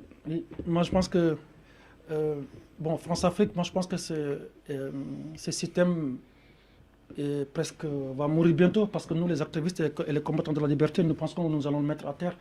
Il ne profite qu'à la France, ce système? Si, évidemment. Ce système ne profite qu'à la France. Et à certains gouvernants? Et aux élus, aux présidents, aux corrompus. Parce qu'aussi, là où je rejoins Emmanuel, il a raison quand il dit qu'il y a une grosse part de responsabilité de nos dirigeants. C'est une grosse responsabilité. À un moment donné, vous savez, à un moment donné même, je me dis que la France est dans son rôle. C'est comme si, par exemple, vous avez besoin des chaussures. Vous rendez à Châtelet. Vous choisissez le magasin qui vend des chaussures à moindre coût. C'est logique. Donc, ça sera aux dirigeants africains d'être très clairs avec la France en disant à la France, si vous voulez que je vous donne mes ressources, voilà les conditions. Et qu'il y ait un jeu gagnant-gagnant. Pour que l'on puisse faire ce qu'on appelle en chimie de la fission au lieu de faire de l'absorption. Parce qu'aujourd'hui, comme vous le voyez très bien, comme je l'avais dit, le grand problème que nous avons au niveau de l'Afrique de l'Ouest, c'est cette monnaie. Tant qu'il n'y a pas cette monnaie, je vous assure qu'on va débattre pendant 40 000 siècles, il n'y aura pas de solution. Il faut que les Africains, à un moment donné, apprennent à marcher tout seuls. Quand je vois certains me dire justement qu'ils ont confiance en la Russie, il faut que la Russie vienne, il faut que... Non, nous n'avons plus besoin de ni la Russie, ni personne. Il faut que les Africains... Mais aujourd'hui, on est dans la mondialisation. Oui, il faut que on ne peut pas vivre en autarcie. Oui, je sais, mais en fait, ce que je veux dire, c'est qu'il faut que l'on puisse responsabiliser nos dirigeants. Il faut que nos dirigeants apprennent à marcher tout seuls, apprennent à négocier des contrats tout seuls. Et le meilleur point, si vraiment le peuple africain veut s'en sortir, en tout cas l'Afrique de l'Ouest, il faut vraiment que l'Afrique de l'Ouest, via l'UEMOA, puisse, disons, se débarrasser de cette monnaie qui est le franc CFA. Et je rappelle qu'il y a la conférence de Jamaïque en 1976 qui interdit tout simplement de garantir la monnaie par de l'or. Et jusqu'à présent, la France continue toujours à demander aux pays africains de déposer de l'or au niveau de la Banque de France. Qui est la valeur sûre. Voilà. Alors que c'est interdit. La France a signé cette convention et pourtant elle-même elle continue à demander au peuple africain de déposer de l'or pour garantir la monnaie. Et autre chose aussi, la France est le 4e pays qui a beaucoup plus de réserves d'or. Elle a 2336 tonnes de réserves d'or dans le sous-sol de la Banque de France. Et pourtant, la France n'a pas des minéraux d'or. Donc, à un moment donné aussi, nous voulons vraiment que la France rende aux Africains l'argent que les Africains ont déposé. Il ne s'agit pas tout simplement de supprimer un compte d'opération en disant aux Africains, circulez, il n'y a rien à signaler. Donc, il faut qu'il y ait une traçabilité, que l'on puisse faire l'audit pour voir où est-ce est passé l'argent que les Africains ont déposé, je le répète, bêtement au sein du Trésor public français, pour qu'au moins il y ait la lumière par rapport à cet argent-là. Tiambel Guimbaraya, justement, on n'est pas dans un échange gagnant-gagnant? Oui, cette question est quand même assez complexe. Elle est délicate. Délicate aussi, parce que en réalité, les relations franco-africaines, la France-Afrique, du réseau FOCAR n'est plus la même au plan politique qu'au plan économique. Les jeunes pays qui accédaient à l'indépendance, qui ont créé des monnaies qui n'ont pas marché. Le rapport a longtemps été tenu par la main de la France. Il est vraiment grand temps de repenser à la suite parce que ce continent aussi s'est développé. Il y a eu la démographie, beaucoup de jeunes sont nés, ils ont fréquenté les mêmes écoles que les Européens. Lui, il est expert dans une banque, il a aussi de... On peut parler des bienfaits de la colonisation? Il regarde aussi, pas que des bienfaits de la colonisation. Avant un propos provocateur. Hein. Non, ouais, j'ai compris le texte. Mais pas que ça, ça a aussi un rapport d'échange. Ils ont beaucoup appris de l'humanisme chez nous, à saluer, à ne pas manquer de respect à quelqu'un en le regardant. Si Jean-Yves Le Drian avait tiré ses leçons, on n'en serait peut-être pas là. Donc je veux dire qu'en quelques mots, il faut aussi corriger ces erreurs-là. Le monde va dans ce sens pour ne pas accentuer le déséquilibre. La monnaie est importante. L'avenir de cette jeunesse-là, il faut la prendre en compte, l'occuper, revoir, réécrire ces équilibres-là dans le cadre économique, dans le cadre politique, dans le cadre socio-culturel, pour rectifier un peu le tir. Il y va de l'intérêt de la poursuite de cette relation-là quand elle se postule quand même dans le gagnant-gagnant, ou sinon le monde est vaste, l'Asie tend la main, même si elle n'est pas un bon exemple aussi, la Chine aussi draine cet art, la Russie est là, elle veut faire une percée en Afrique, c'est à l'Afrique de savoir ses intérêts, connaître ses intérêts, les privilégier, les mettre en avant, discuter de gagnant-gagnant avec tout le monde, mais dans un monde aussi multipolaire, c'est encore plus difficile, la pression est beaucoup plus accentuée. Avec la France, si on l'a jugé des paternalistes, j'imagine, la Russie a connu un passif aussi au Mali et dans d'autres pays. L'Union soviétique a connu un passif au Mali et dans d'autres pays. La Russie d'aujourd'hui n'est pas exempte de cela, parce qu'en Centrafrique, on voit également où mène cette collaboration. La Chine aussi a cet art quelque part, mais la réalité est que... La Chine qui a acheté des ports en Afrique. L'Afrique doit rester elle-même, elle doit rester elle-même, trouver son chemin, ce n'est pas facile, et elle n'a pas peut-être besoin de quelqu'un prendre la main, mais elle a besoin de quelqu'un le conseiller, l'aider, et avec qui il peut cheminer longuement. La question de la monnaie, la question de la liberté, de la défense, de la sécurité, des politiques, toutes ces questions sont quelque part menées. Est-ce que l'on est d'accord autour de cette table pour dire au revoir au franc CFA? Est-ce que vous pensez? Moi, je crois que Emmanuel Dupuy. Non, ce franc-là a fait son temps. Il a fait son temps et il a parcouru. C'est inacceptable que des réserves.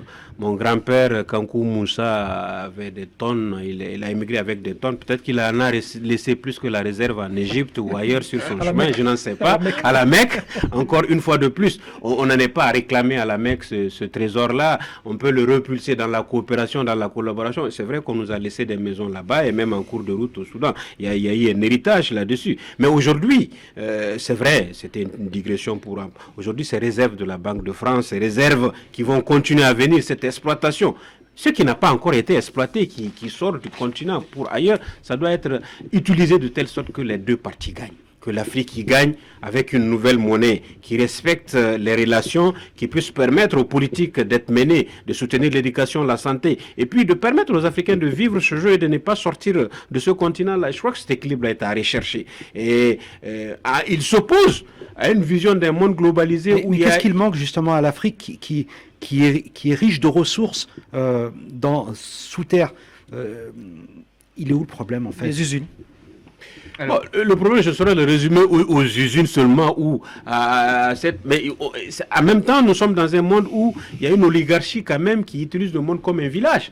Nous sommes dans ces rapports où on est à une époque où il y a plus de main-d'œuvre, où il y a plus d'humains sur le continent africain. En même temps, ce continent n'a pas suivi la voie du développement qui est celle de l'Occident. Elle s'est créée une autre voie. Elle n'est pas non plus sur celle de l'Asie du Sud-Est, mais elle reste un champ d'expérimentation pour ces impérialistes qui considèrent la France comme un champ, tout comme les États-Unis. Il y a cette réalité-là. Maintenant, est-ce que l'Afrique est assez outillée, armée pour faire face à cette situation? Je me pose la question, mais en tout cas, elle doit compter. Pour qu'elle compte dans le concert des nations, il faut qu'elle soit unie, solidaire, ensemble, faire un front, parce que le continent africain, s'il avait une politique harmonisée, s'il avait une vision globalisée, je crois qu'on va compter aussi comme les États-Unis et bien comme l'Asie du Sud-Est, comme ces autres pays-là. En tout cas, c'est une réalité, une difficulté de plus, avec laquelle il faut intégrer au format et il faut gérer pour trouver une solution. C'est aux Africains en premier de prendre le lead, ensuite à tous ces partenaires qui veulent aider l'Afrique à sortir de cette situation à suivre, ne serait qu'en coopérant dans le principe du gagnant-gagnant et en respectant l'Afrique dans sa différence.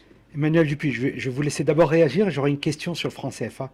Juste après. Je suis parfaitement d'accord avec l'abolition de cette monnaie qui est une monnaie qui n'a absolument plus lieu d'être. Je rappelle quand même, pour que les choses soient claires, qu'il y a deux francs CFA, le franc CFA en Afrique de l'Ouest et le franc CFA en Afrique centrale. Pour l'instant, il est question d'abolir le franc CFA dans l'Afrique de l'Ouest. Pour les pays donc de la zone économique d'Afrique centrale, ne l'ont pas émis comme tel, premièrement. Deuxièmement, le franc CFA est un bout du problème, parce que le franc CFA ne concerne que 8 des 15 pays de l'Afrique de l'Ouest, et donc les économies les plus dynamiques ne pratiquent pas le franc CFA. Ni le Ghana, ni le Nigeria, qui, je rappelle, a le PIB le plus important, 500 millions de dollars annuels. Alors, la question, évidemment, de l'abolition du franc CFA n'est pas qu'une question monétaire, c'est une question politique. Il est tout à fait logique que le continent africain, qui s'est unifié politiquement, désormais tous les pays africains appartiennent à l'Union africaine, est en train de se constituer économiquement, structurellement, la zone de libre-échange continentale africaine, qui est efficace, qui s'est lancée l'année dernière, le 1er janvier 2021, sur l'impulsion d'un président, Paul Kagame. Ça veut dire que pour qu'il y ait tout ce qu'on a dit, il faut qu'il y ait quelqu'un qui impulse la dynamique. Non pas un leader, mais quelqu'un qui ait envie d'avancer sur cette question. Alors, je réponds à votre question. Pourquoi est-ce que on n'arrive pas à sortir de l'ornière et qu'on n'arrive pas évidemment à exploiter les richesses que vous évoquez? Tout simplement parce qu'il n'y a pas suffisamment d'infrastructures. Le FMI est très clair. 45 milliards d'euros dépensés pour les infrastructures en Afrique, c'est moitié de ce qu'il faudrait. On estime qu'il faudrait investir, quels que soient les investisseurs, africains, chinois, asiatiques, martiens, 100 à 120 milliards. Il n'y a pas la matière grise en Afrique, justement, pour réfléchir réfléchir tout ça? C'est pas une question de matière grise. Construire un port, il faut construire le port, c'est pas une question de matière grise. C'est une question d'investissement qui ne sont pas suffisamment disponibles. Pas une question de matière grise. Évidemment que le continent africain est le continent de la matière grise. Je rappelle quand même qu'il y aura 4 milliards d'habitants à la fin de ce siècle et que sur les 10 pays les plus peuplés au monde, 7 seront africains. Et que le deuxième pays le plus peuplé au monde, ce ne sera pas l'Inde, ce sera le Nigeria. Le Nigeria aura plus de population, avec une densité absolument colossale, que l'Inde.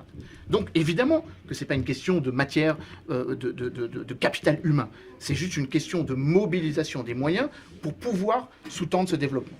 Quel qu'il soit, qu'ils viennent d'Europe, d'Asie ou des États-Unis. La question du franc CFA, finalement, en fait,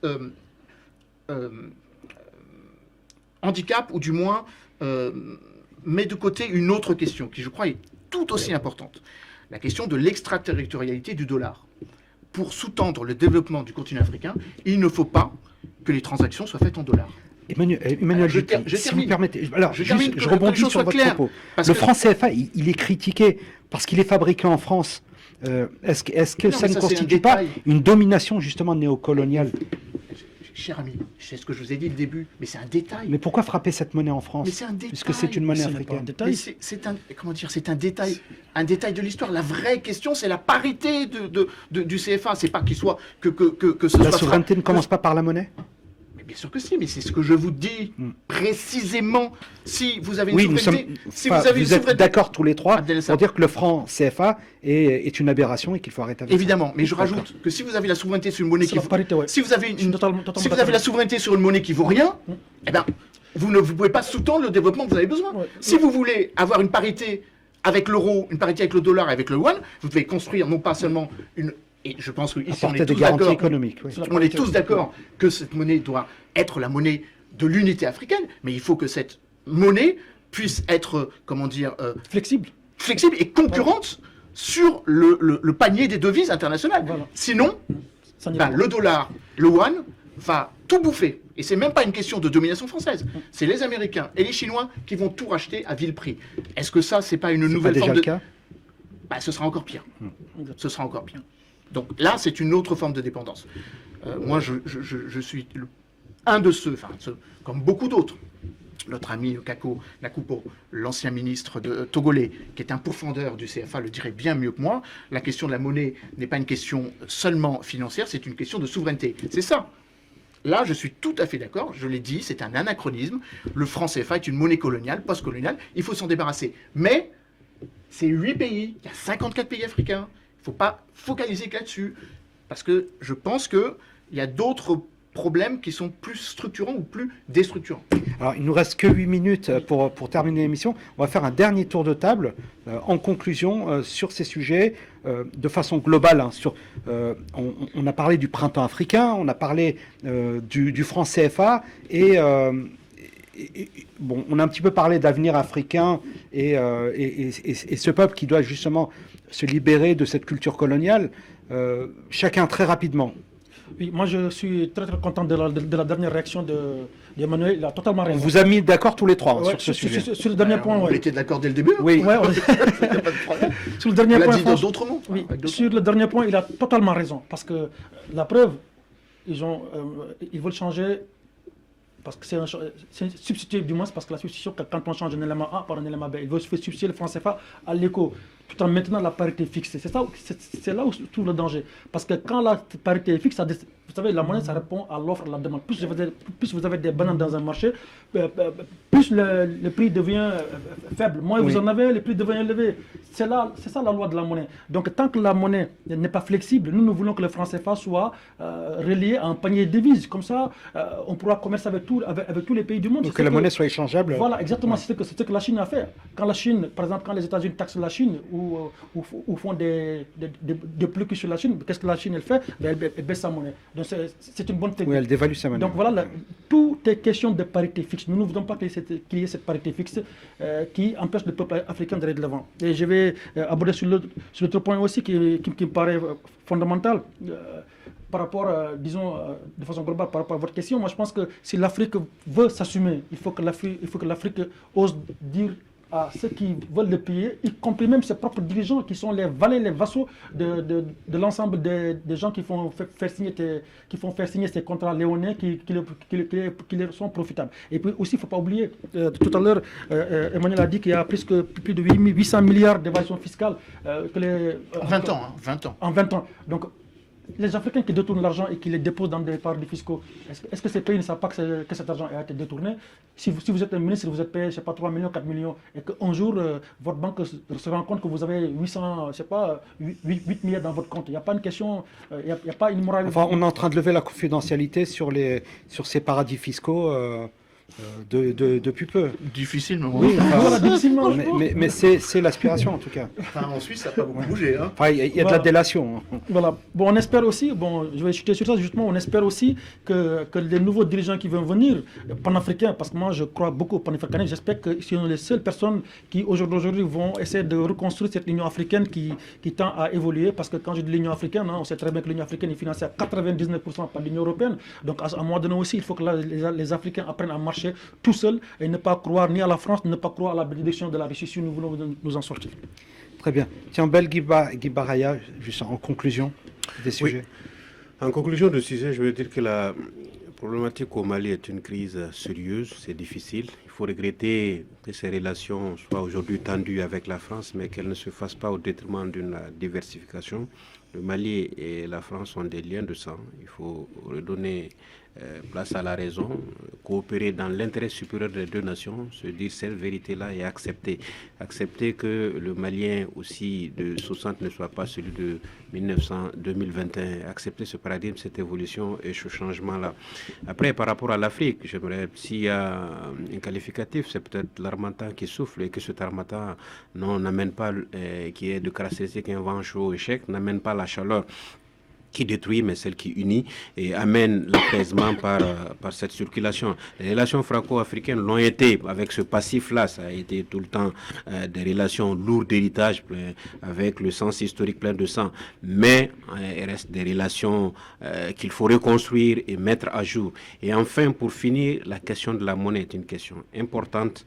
L'Afrique, pour compter sur l'échiquier international, doit penser à cette question-là et trouver moyen de sortir de cela, parce que c'est une souveraineté, c'est une volonté politique qui indique cette voie-là, et pour le développement économique de l'Afrique culturelle, pour que l'Afrique revienne sur le concert national, il faut qu'elle ait sa monnaie, et ça peut que partir d'une sous-région, de quelques pays, pour s'étendre à l'ensemble du continent. Des espérances menées jusque-là, et donc à chaque génération de faire ce qu'elle peut, pourvu que le bonheur soit au bout de cette tâche-là. Emmanuel Dupuy, en conclusion.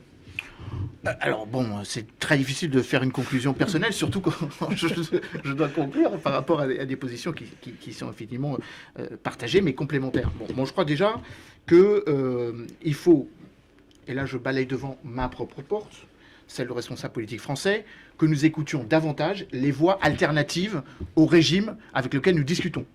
Pendant très longtemps, à Paris, on ne pouvait pas discuter avec des opposants. On arrête de soutenir des dictateurs aussi. Ça avait été évoqué au Forum Afrique-France. Enfin, ça a été évoqué par le président Mitterrand en juin 1990. C'est le sommet de la Baule. Hein. Oui. C'est le 16e sommet. Il y en a eu combien 12 autres depuis. Hein. Oui. Et ça n'a pas beaucoup bougé. C'est la même chose. Hein, je rappelle. Hein. Le sommet de la Baule, c'était de la conditionnalité. L'histoire de juin 1990. combien de temps? Ça fait 30 ans, donc ça n'a pas beaucoup bougé. Donc je suis modérément rassuré quand j'entends le président Emmanuel Macron dire à Ouagadougou en 2017 ou dire à Montpellier en octobre dernier à peu près la même chose. Donc moi je pense que s'il faut qu'on soit qu'on s'insère dans une logique prospective, il faut réinventer une nouvelle forme d'activisme politique africain, panafricain si vous voulez, reprendre l'esprit de Aïdjo, l'esprit de Sédar Senghor, l'esprit de Bourguiba, l'esprit de Ouari, l'esprit du président Keïta, pour effectivement essayer de proposer des alternatives politiques. Après tout, un opposant n'est pas hostile par nature avec la France ou quiconque. Il faut juste créer de la parité ou de l'égalité. Exactement. C'est ça qui est important. La preuve en est que jusqu'à présent, pour des intérêts économiques, dans un cas, des intérêts sécuritaires dans un autre, des intérêts politiques, idéologiques. Je rappelle quand même que une des raisons pour laquelle la France est intervenue au Mali, c'est parce que le président Ibeka appartenait aussi à l'internationale socialiste. Une des raisons pour laquelle nous n'avons rien dit sur Alpha Condé, c'est parce qu'il était aussi un ami politique d'un régime, de responsables politiques. C'était à l'époque où des femmes avaient été enlevées par Boko Haram. Non, Niger. Ça, c'est au Niger. Pardon. Niger. Non, Alpha Condé était membre de la section de Paris du 5e arrondissement. Il avait sa carte de membre du Parti socialiste. Comme ça. Donc, pour d'autres raisons, j'ai dit économique, Total, Areva, Oreno, tout ce que vous voulez, politique, le lien idéologique, et puis évidemment dans une logique où, encore une fois, il y a des États et puis il y a les entreprises. Les entreprises, elles ont une logique commerciale. La plupart du temps, les entreprises sont multinationales. Elles répondent à leurs actionnaires. Parfois, des entreprises ne sont pas seulement la voix du pays qui les porte, mais la voix des actionnaires, des fonds de pension qui sont internationalisés, qui sont un petit peu hors sol. Donc, recouvrer la pleine souveraineté, faire en sorte que les jeunes activistes comme notre camarade ou nos amis journalistes soient très enclins de nous indiquer ceux qui veulent vraiment changer les choses, que nous apprenions à travailler avec eux, que nous fassions aussi notre part de responsabilité, comme je l'ai dit, balayer devant notre propre porte, qu'on l'on balaye d'un revers de main, d'un trait de plume, sans aucune forme de péjorative, des éléments qui nous ramènent en arrière, et pour qu'on réinvente une relation. Parce que, très sincèrement, le continent européen sans l'Afrique n'existe pas, et le continent africain a besoin de parler au monde. Donc à un moment ou à un autre, il faut bien qu'on trouve un équilibre. Encore une fois, je ne veux pas être professoral, mais... Mais il y a une réciprocité, les deux ont besoin l'un de l'autre. Évidemment. La population européenne, à la fin du siècle, c'est 650 millions d'habitants. Le continent africain, nous aurons besoin de construire un marché commun. Nous aurons besoin de nous inscrire dans une logique de relations économiques. Partenariales, en co-développement. Pour une raison simple, et je ne veux pas monopoliser la parole, mais je termine juste par quelques chiffres. La zone de libre-échange américaine, et ça sera le dernier, c'est 25 trillions de dollars. Donc 25 000 milliards de dollars.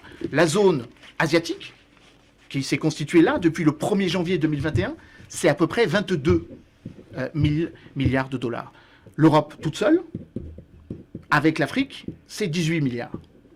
18 000 milliards, 18 trillions. À un moment ou à un autre, il faut qu'on arrive à penser que la logique nord-sud existe aux États-Unis, entre le Canada, les États-Unis, le Mexique et le continent africain, le continent sud-américain ou latino-américain.